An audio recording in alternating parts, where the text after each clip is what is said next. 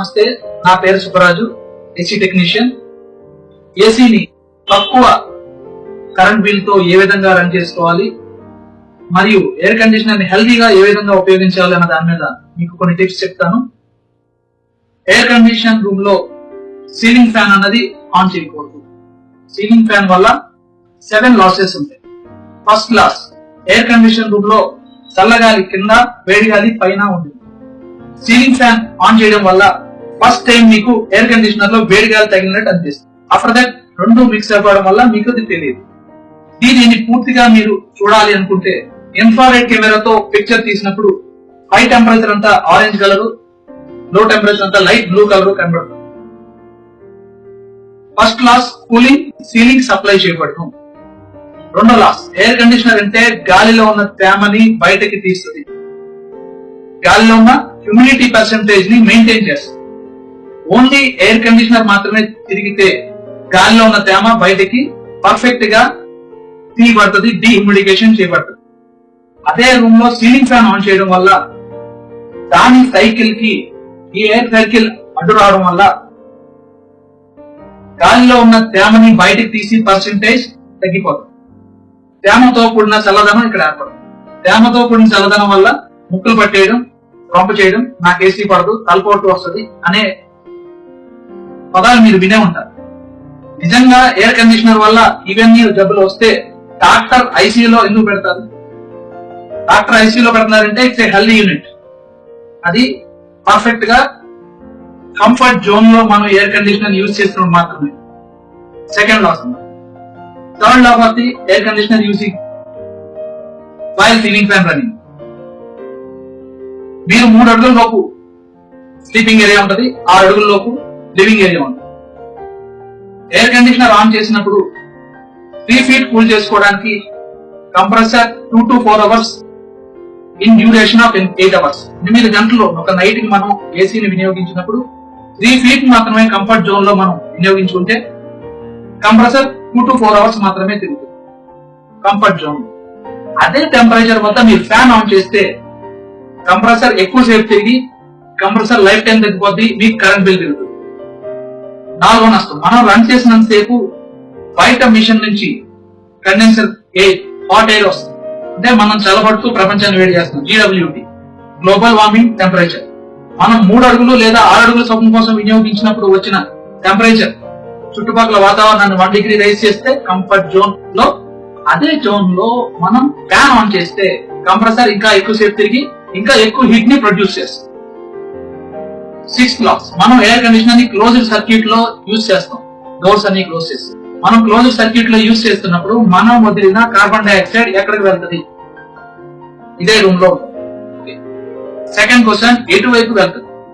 మనం వదిలింది ముక్కు దగ్గర చేపెట్టి చూసుకోండి, గోరు వెచ్చగా ఉంటుంది. సో మనం వదిలిన వేస్ట్ కార్బన్ డైఆక్సైడ్ హాట్ గా ఉన్న కారణంగా పైకి ప్రయాణం చేస్తుంది. Hot air travels in the upside direction.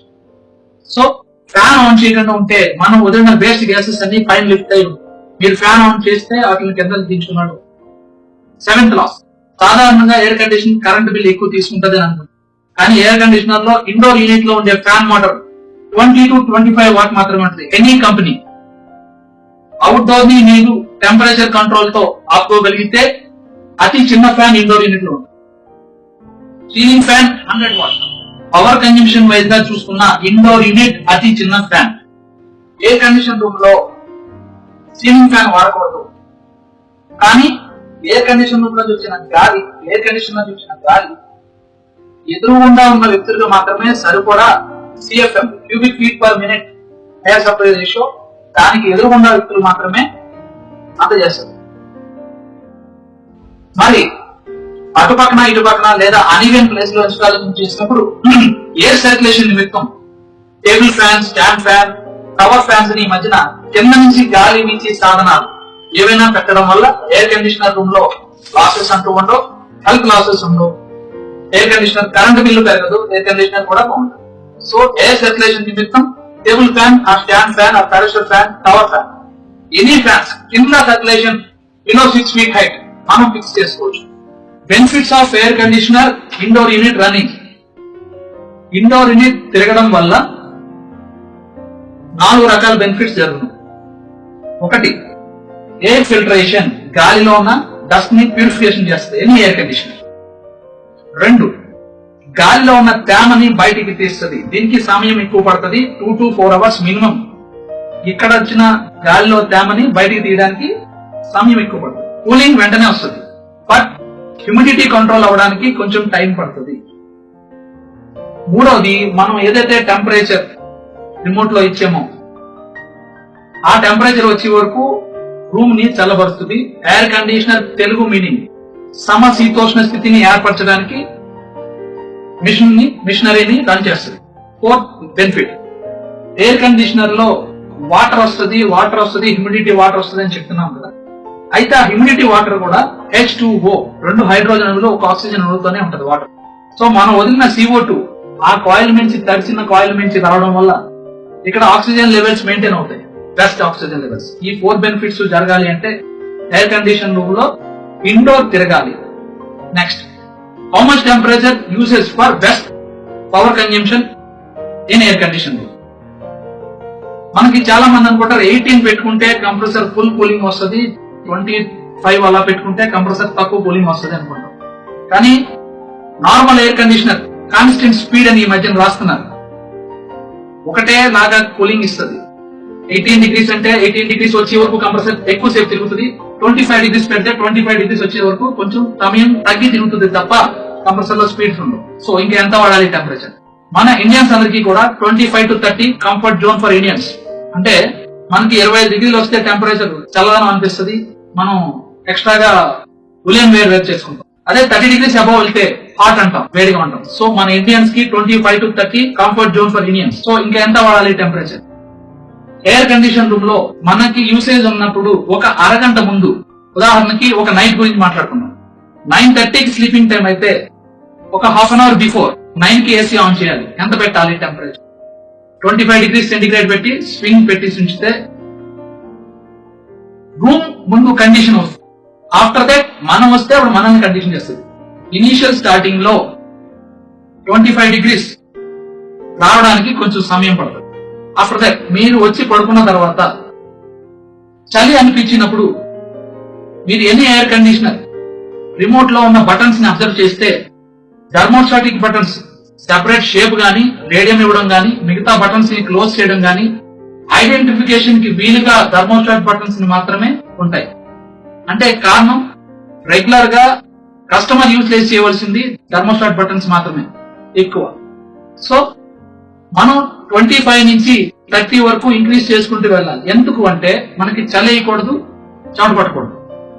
Comfort zone అంటే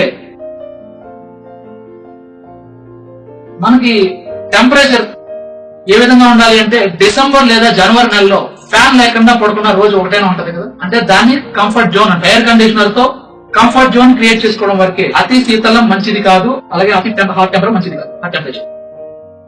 సో మనం ఎంత వాడాలి temperature? 25 initial starting, after that 26, 27, 28, 29, 30. Initial starting లో స్వింగ్ ని పెట్టండి. ఆఫ్టర్ దట్ 28 క్రాస్ చేసిన తర్వాత 10:30, 11కి మీకు చాలా అనిపిస్తుంది, అప్పుడు టెంపరేచర్ రైజ్ చేస్తారు. రైజ్ చేసిన తర్వాత స్వింగ్ ని డైరెక్ట్ గా పెట్టుకోవచ్చు. ఎందుకు పెట్టుకోవాలి? మీరు హాట్ గా ఉన్న సంగతి ఎయిర్ కండిషనర్ తెలియాలి అంటే ఆ స్టాటిక్ హీట్ మీకు తగలాలి. అప్పుడు మీరు వేడిగా ఉన్న సంగతి ఎయిర్ కండిషనర్ తెలిసి కంప్రెసర్ ని 1 minute or 2 minutes రన్ చేసి మళ్ళీ ఆఫ్ చేస్తుంది. ఎయిర్ కండిషనర్ ని మనం కట్టక్కర్లేదు. ఇంట్లో రెఫ్రిజిరేటర్ ని ఏ విధంగా అయితే మనం కట్టమో దాంట్లో థర్మోస్టాట్ అది పనిచేస్తుందో అదే విధంగా ఈ ఎయిర్ కండిషనర్ లో కూడా బోర్డ్ ఎలక్ట్రానిక్ సర్క్యూట్ ఉంటుంది. సో అది దాని యొక్క కట్ ఆఫ్ చేసుకుంటూ వెళ్తుంది.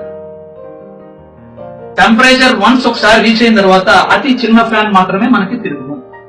ఈ విధంగా తక్కువ టెంపరేచర్ అన్నాగా డిగ్రీ సెంటిగ్రేడ్ 28, 25 to 30 మెయింటైన్ చేస్తే ఎయిర్ కండిషనర్ కంటిన్యూస్ గా తిరగాలి, ఎయిర్ ఫిల్టరేషన్ జరగాలి, డీహ్యూమిడిఫికేషన్ జరగాలి, టెంపరేచర్ మెయింటెనెన్స్ జరగాలి. ఇవన్నీ జరుగుతున్నప్పుడు కూడా కరెంట్ బిల్ తక్కువ వచ్చును.